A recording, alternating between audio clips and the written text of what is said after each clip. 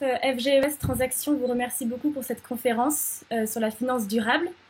Merci de prendre de votre temps parce que cette conférence elle est quand même très importante pour notre association. Tout le monde connaît le terme de finance durable, mais peu d'étudiants à la FGES savent réellement ce que c'est. Du coup, bonjour Alix et bonjour Tom. Alix, du coup, tu es responsable de l'investissement durable à l'AFG. Peux-tu nous expliquer en quoi consiste ton métier? Bien sûr. Donc bonjour à tous. Je m'appelle Alix Faure et je suis la directrice de l'investissement responsable à l'AFG.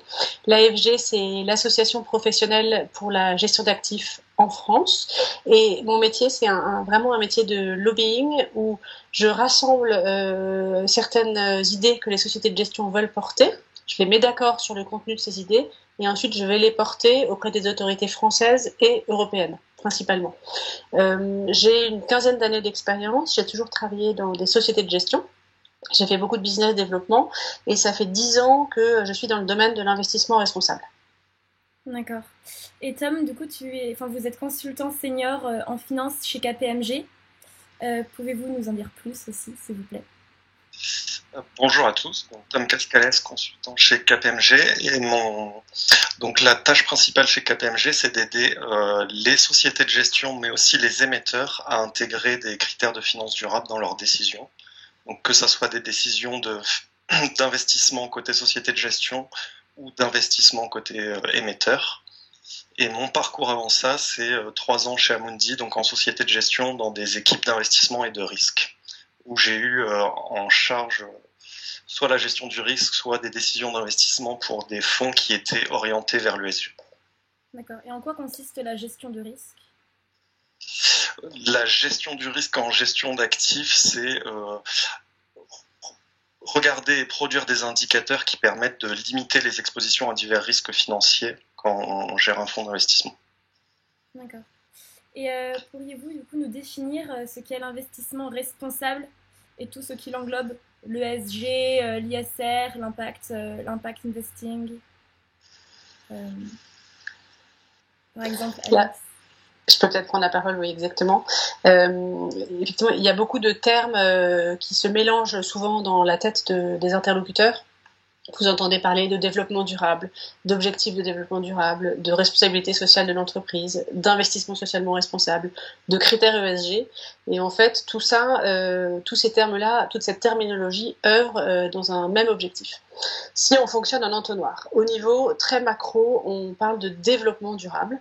Et à ce développement durable vont s'appliquer les objectifs de développement durable, qui sont 17 objectifs qui ont été définis par l'ONU en 2015 et que les signataires de l'ONU, donc il y a à peu près 195 pays qui sont signataires, se sont engagés à remplir d'ici 2030. Ce sont des objectifs qui sont vraiment très macro et qui vont aller de fin de la pauvreté dans le monde par exemple, ou fin de la sous-nutrition à il y a aussi beaucoup de sujets sociaux, lutter contre les inégalités par exemple, ou alors œuvrer pour la paix. Quand on descend dans l'entonnoir et qu'on arrive au niveau de l'entreprise, on va plutôt parler du concept de responsabilité sociale de l'entreprise. Comment est-ce que l'entreprise se comporte d'un point de vue environnemental ou alors d'un point de vue social, en tout cas comment est-ce qu'elle se comporte dans son environnement à elle. Et quand on arrive au niveau de l'investissement, là on va parler d'investissement socialement responsable, qui est une technique de gestion. Et pour aller identifier des entreprises dans lesquelles les fonds qui mettent en œuvre une approche d'investissement responsable font, ils vont utiliser des critères extra-financiers, ce qu'on appelle les fameux critères E, S et G.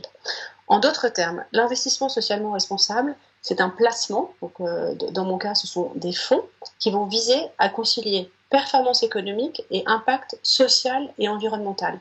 C'est très important d'avoir en tête que l'un ne va pas sans l'autre, et l'un ne se fait pas au détriment de l'autre. Et donc on va utiliser, le gérant va utiliser des critères extra-financiers pour aller analyser l'entreprise et pour aller évaluer l'entreprise. Ces critères extra-financiers vont toucher à l'environnement, à tout ce qui est social et à la gouvernance de l'émetteur. À chaque fois, il y aura 2 grands objectifs dans la tête du gérant. Le premier, ça va être de réduire les risques auxquels il va être confronté s'il investit dans une entreprise. Il y a 3 grands types de risques. Des risques de réputation, des risques financiers ou des risques de rupture technologique. Et le deuxième grand objectif que le gérant aura en tête à chaque fois, c'est d'aller saisir des opportunités. Saisir des opportunités, ça veut dire identifier des produits ou des services qui vont en avoir un impact environnemental et ou social positif, tout ça dans le but d'aller créer de la performance financière pour le client final à la fin. D'accord. Okay. Et vous avez parlé de risque, de réputation. Oui, un risque de réputation, c'est par exemple, je vais prendre un exemple très concret. Volkswagen, il y a quelques années, il y a eu le Dieselgate.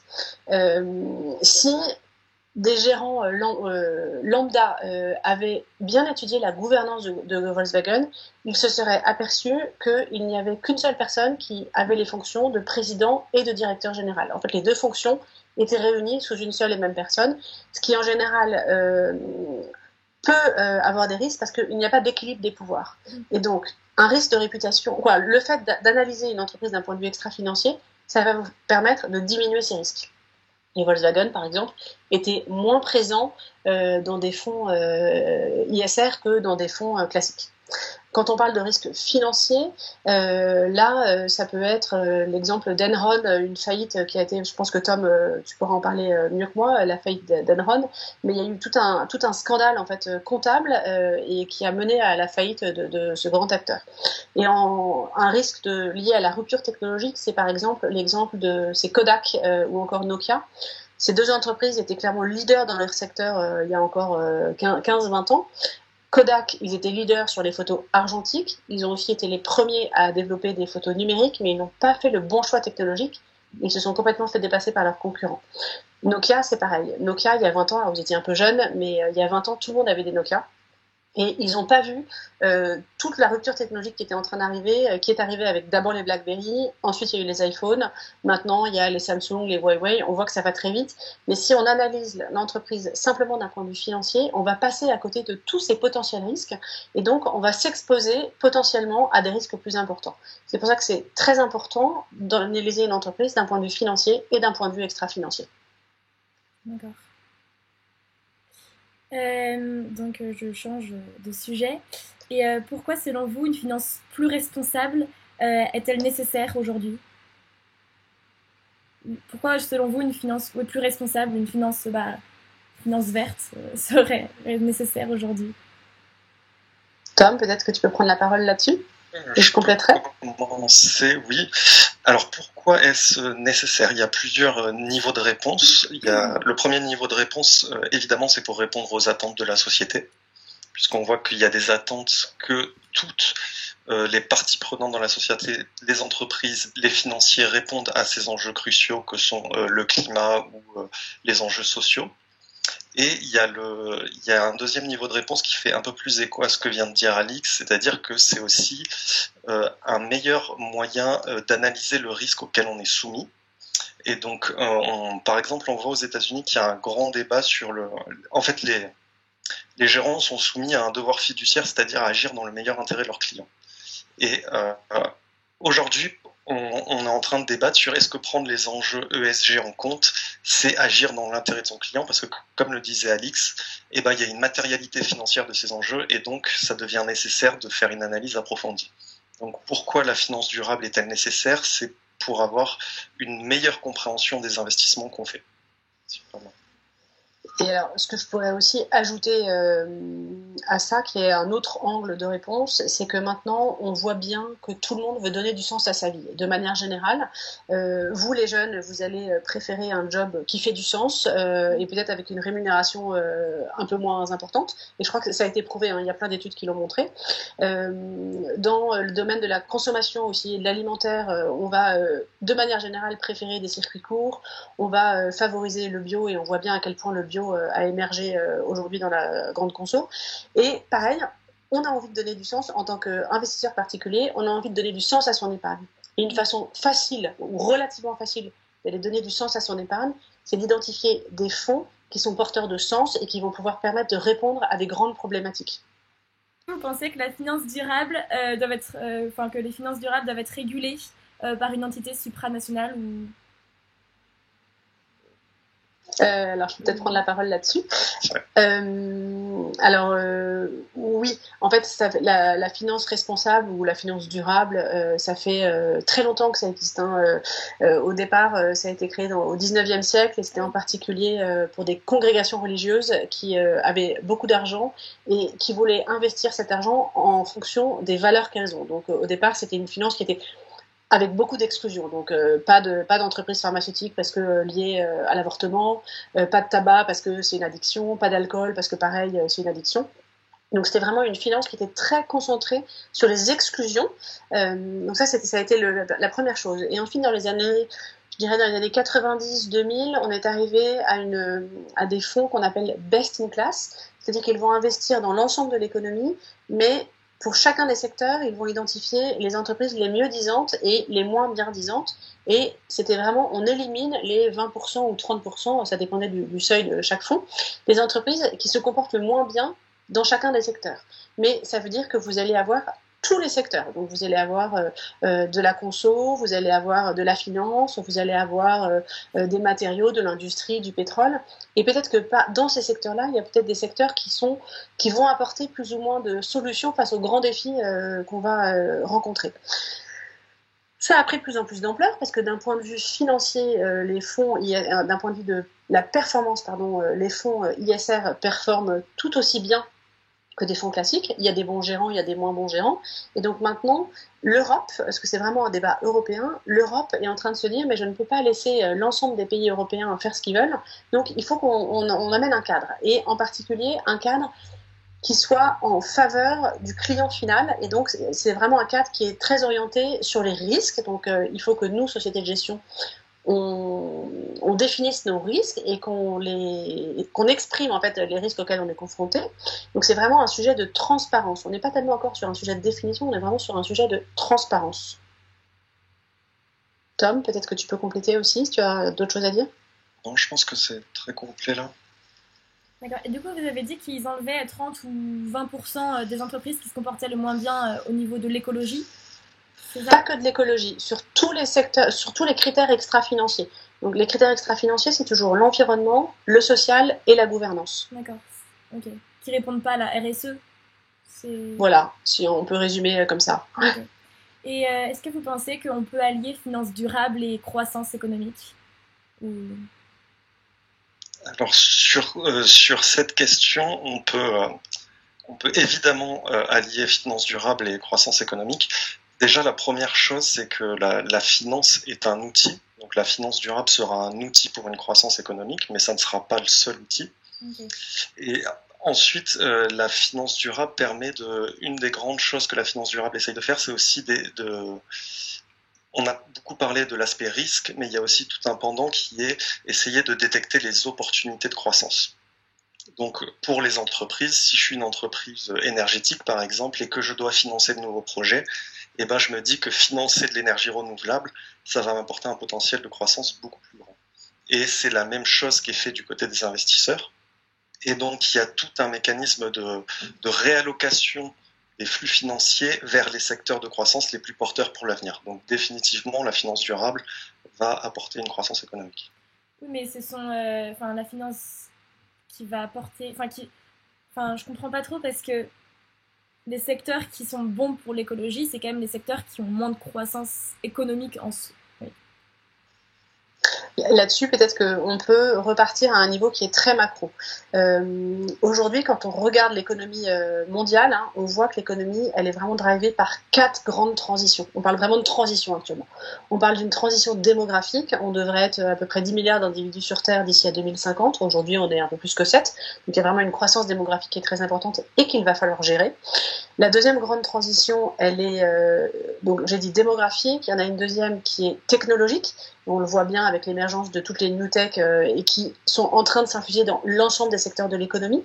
On le voit dans la finance, on le voit dans la santé aussi. Il y a de plus en plus de solutions dans la santé qui vont vous proposer des médicaments qui sont spécifiques à votre cas à vous, alors que vous avez exactement la même maladie que votre voisin, mais comme vous n'avez pas le même âge, comme vous n'avez pas le même rythme de vie, comme vous n'avez pas le même mais la même génétique, eh bien, ça va s'adapter à vous. Et donc, on voit bien que toutes ces technologies pareil, c'est une vraie transition qu'il faut gérer. La troisième transition, elle est environnementale. Et alors la transition environnementale, on peut l'illustrer avec deux grands pendants. Le premier, c'est le changement climatique et le réchauffement climatique. Et le deuxième, c'est la hausse des déchets. Aujourd'hui, les déchets, en fait, ils sont multipliés par deux à peu près tous les 2 à 3 ans. Qu'est-ce qu'on va en faire? Aujourd'hui, c'est un vrai poids. Les déchets, ils sont vus de façon très négative. Or, les déchets, je suis absolument convaincue que un jour, on va pouvoir identifier une opportunité, qu'il y a des technologies qui vont se développer pour pouvoir traiter ces déchets et pour pouvoir en faire quelque chose de positif à la fin. Et la quatrième transition, c'est une transition de gouvernance. Jusqu'à présent, les États s'étaient emparés des sujets de développement durable. On était vraiment sous un modèle État-providence. Or, les États font face à deux problématiques. La première, la hausse de leur endettement. Donc, ils n'ont plus du tout les moyens d'assurer ce développement durable. Et deux, l'émergence de méga-sociétés, ce qu'on appelle les GAFA. Donc, Google, Facebook, Amazon, Microsoft, par exemple, ou Apple, qui ont des pouvoirs économiques équivalents à ceux de petits États. Donc on voit bien qu'il faut réinventer cette gouvernance. Le financement doit venir du privé, de toute façon il ne viendra pas du public. En revanche, il faut quand même qu'il y ait des règles, parce qu'on n'est plus du tout dans une économie qui est nationale, mais on est bien dans une économie qui est complètement mondialisée, et les échanges sont tout à fait mondiaux. Donc on n'a pas le choix, on est vraiment obligé d'avoir ce mindset qui est très ouvert. Et il faut prendre en compte la zone Amérique et la zone Asie, l'Afrique, l'Europe, quoi. Tous les continents, en fait. On n'a plus le choix.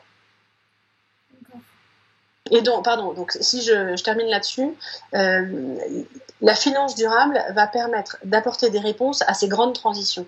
Comme ce que disait Tom, alors bien évidemment, les fonds dans la finance durable vont identifier des risques, ou en tout cas vont limiter les risques dans les entreprises dans lesquelles ils vont investir, mais surtout ça va permettre, cette analyse extra-financière va permettre d'aller identifier des opportunités face à ces grands défis. Et on voit bien que cette transition, elle est pleine d'opportunités financières.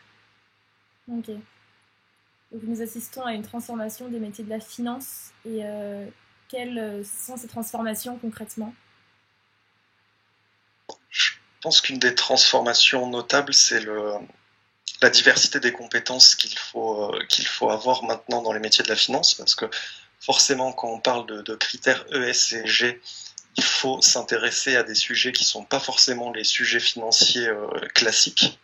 Donc il y a peut-être un élargissement des compétences dans les secteurs financiers. Et il y a aussi tout un... Dans la transformation des métiers, il y a aussi un décloisonnement qui est fait, c'est pour appuyer le premier point, mais il y a un décloisonnement qui est fait. Souvent, on avait un département RSE au sein d'une banque ou au sein d'une entreprise, et la tendance à laquelle on assiste en ce moment, c'est de décloisonner ces secteurs et d'avoir de la RSE qui est répartie dans un peu tous les services de l'entreprise. Donc il y a vraiment une intégration de ces enjeux au niveau de chaque métier, et c'est vrai pour la finance, mais c'est aussi vrai dans l'industrie, c'est aussi vrai dans la santé, donc c'est pas quelque chose qui est particulièrement que sur la finance. Ce qu'on peut peut-être ajouter aussi à ça, c'est que historiquement, les personnes qui traitaient des sujets RSE, c'était des gens qui étaient extrêmement experts de leur domaine, mais ils étaient experts, ils étaient mis dans une case un peu à part. Alors que, comme ce que disait Tom, maintenant, c'est infusé absolument dans tous les métiers de l'entreprise, alors dans tous les métiers financiers, mais aussi dans tous les métiers de l'entreprise. Et donc, on voit bien que l'entreprise, dans sa globalité, a besoin de ces compétences-là, et que c'est une compétence transverse. Ce n'est plus du tout une compétence spécialisée. Ok. Et quelle était la vision quelle était la vision des personnes en 2008, par exemple, de la finance? Vous parlez des citoyens, vous voulez dire? Oui, de la population en général. Évidemment, vous prenez une date qui est relativement clé, donc la finance était plutôt mal perçue à cette date-là. Après, la finance se transforme et les entreprises en général sont en train de se transformer. Pour autant, c'est pas pour ça que l'image de la finance va tout de suite s'améliorer. Il peut y avoir un décalage entre la perception et la réalité. Donc la perception des citoyens sur cette fonction et leur connaissance profonde des mécanismes en finance. Donc est-ce que la finance durable va redorer le blason de la finance en général? C'est certainement, mais c'est pas quelque chose qui se fait sur du court terme. Et ça revient sur un peu ce qu'on a dit avant, mais il faut bien se rappeler que la finance, ça reste un outil Donc on peut avoir une image qui est négative à un instant T, mais il faut vraiment se rappeler que c'est un outil et qu'on ne peut pas avoir une perception trop négative d'un outil parce que c'est un outil qui sera nécessaire dans tous les cas. Donc après, c'est juste, il y a eu des pratiques qui ont été déviantes peut-être à un moment et qui ont été mal perçues, mais il faut dissocier les pratiques déviantes de l'outil au général, en fait. Est-ce que les gens le feront je ne vais pas me prononcer là-dessus. Et ce qu'on peut peut-être ajouter aussi, comme ce que Tom disait, c'est que vraiment il faut que la finance retrouve sa fonction première, qui est d'être un outil au service de l'économie. Et il faut absolument, le gros enjeu de la finance, un des enjeux, je pense, c'est de se reconnecter à l'économie réelle. Ce qui était plus du tout le cas, ou moins le cas en tout cas dans les années 2007-2008. Là, on voit bien qu'il y a une volonté de reconnecter la finance avec l'économie réelle et que la finance retrouve sa fonction première, qui est de financer l'économie, et donc d'être au service de l'économie. D'accord. Et j'avais une question. Ça, c'est à titre personnel, mais je trouve qu'on nous parle beaucoup de RSE, tout le temps de RSE. Moi, j'ai fait mon stage dans une banque, il y avait la RSE partout, affichée partout, même à la cantine, il y avait des caméras avec RSE, beaucoup de femmes ont été employées, etc. Et du coup, ça c'est en lien aussi avec la finance durable. Enfin, je trouve que dans la finance durable, il y a un peu de... Enfin, c'est dans le même thème que la RSE. Je trouve ça un peu hypocrite parfois. Est-ce que c'est le terme ou est-ce que j'ai raison de trouver ça un peu hypocrite parfois ou... Qu'est-ce que vous en pensez? Je pense que en tout cas, on l'a beaucoup vu sur le sujet écologique où il y a eu des accusations en greenwashing, c'est-à-dire dire qu'on est très vert et qu'on fait des choses vertueuses pour l'écologie et quand on regarde dans le détail, c'est un peu moins vrai. Donc il y a forcément un décalage qui peut exister, il y a une communication qui est forte sur les entreprises, mais je pense qu'aujourd'hui, en plus de la communication qui est forte, il y a aussi beaucoup de moyens qui sont mis par les entreprises. Et un des objectifs, c'est de ne plus avoir ce décalage entre la communication et les pratiques réelles. Okay. Et pour combler ce gap, il y a beaucoup d'initiatives de place qui se mettent en route et qui dispensent les bonnes pratiques et tout le monde essaye de les rejoindre. Donc il y a vraiment, je pense que c'est une volonté du marché de combler ce gap entre communication et pratiques réelles. D'accord. Donc vous y croyez? En tout cas, moi je travaille pour ça, oui. Donc je peux vous dire que j'y crois plutôt. Ça sera jamais parfait. Il y aura En fait, c'est toujours la même chose. Il y aura toujours des comportements déviants, mais est-ce qu'on va utiliser une minorité de comportements déviants sur une majorité de pratiques? Et je pense que la majorité des gens qui travaillent dans ce genre d'entreprise croient à ce qu'ils font, ont envie de bien faire. Et vous, tous les étudiants, quand vous allez rejoindre le marché du travail, ça va être la même chose. Vous pensez qu'on va réussir à continuer à faire comme ce que vous faites en ce moment, à promouvoir la finance durable?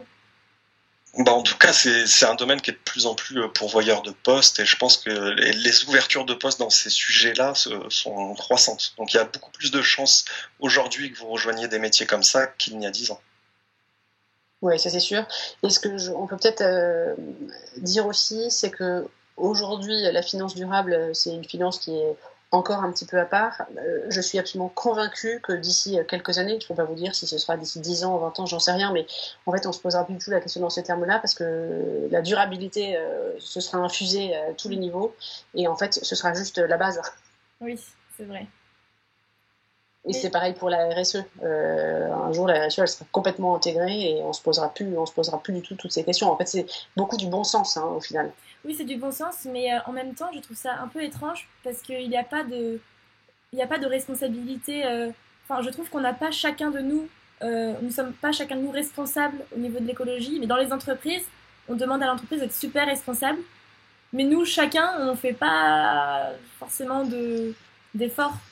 Je pense que vous en faites beaucoup plus que ce que moi je pouvais faire quand j'avais votre âge. Ah oui? Moi j'en suis convaincue. Okay. J'en suis absolument convaincue. J'en suis sûre, quoi.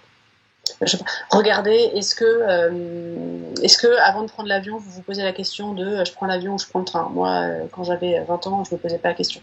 Euh, Est-ce que vous allez plutôt acheter du bio ou alors du circuit court, ou alors vous allez aller dans une enseigne de grande conso et vous allez prendre le premier prix? Il y a plein de choses comme ça qui font que je suis convaincue que vous faites attention. Pareil dans l'habillement.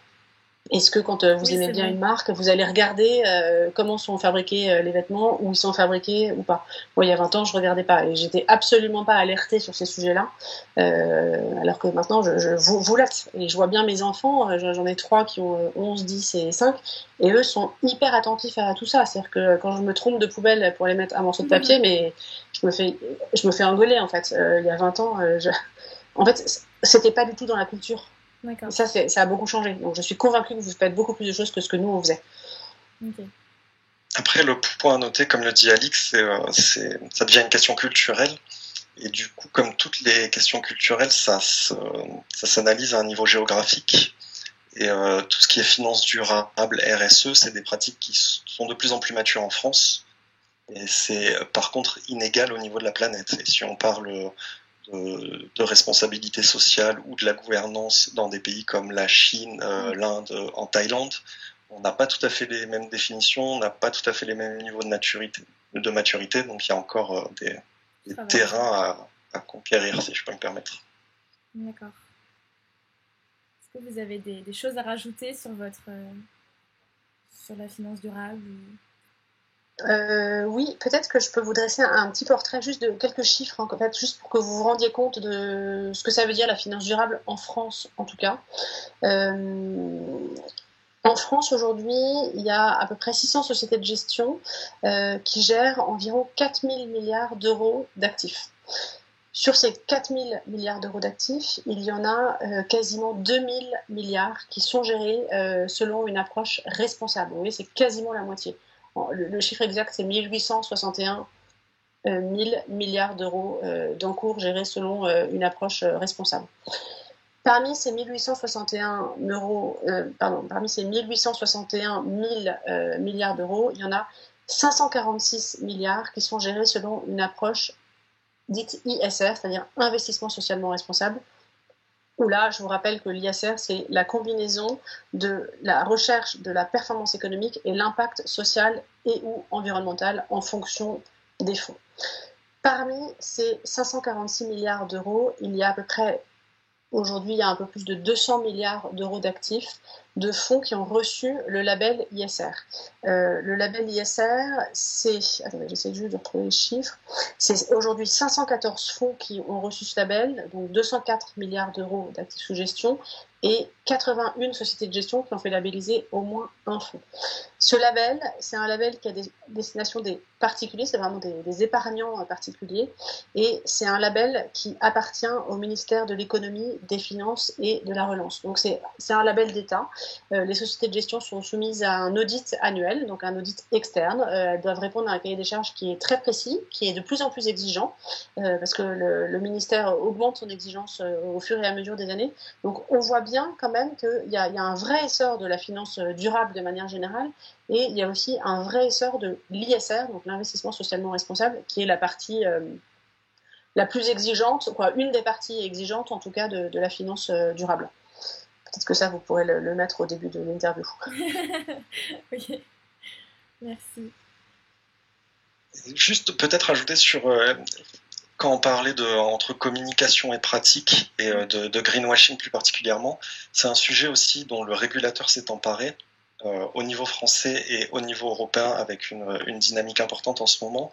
Et juste pour vous parler d'un texte qui va rentrer en vigueur, qui s'appelle la taxonomie européenne, qui est très intéressant parce que c'est un dictionnaire des activités qui permettent d'atténuer ou de s'adapter au changement climatique, entre autres, parce qu'il y a d'autres objectifs à ce texte. Mais donc, pour vous donner une idée un peu simplifiée de qu'est-ce que c'est ce texte, c'est par exemple dire si je suis producteur d'acier, eh ben, j'aurai une limite de carbone que je peux utiliser pour produire cet acier. Donc, si je suis en dessous de cette limite, je pourrais dire je suis vert. En dessous, je ne pourrais pas dire que je suis vert. Donc, il y a vraiment une volonté du régulateur aussi de donner un cadre commun à qu'est-ce qui est vert, qu'est-ce qui est durable. Ok. Bon, bah, Vous avez d'autres choses à rajouter ou... Je pense que c'est pas mal. Et Alix? Non, merci beaucoup. Ok. En tout cas, je vous remercie beaucoup pour avoir pris ce temps pour nous. Je pense que ça va être très porteur pour le reste des étudiants, parce que c'est vrai qu'à l'école, on nous donne beaucoup de théories, mais on rencontre peu de professionnels qui peuvent nous parler comme ça de leur métier. Donc en tout cas, ça m'a fait très plaisir de vous rencontrer. Merci beaucoup. Bonne fin de journée et bonne continuation. Merci à vous aussi. Bon week-end. Bon week-end, au revoir. Au revoir.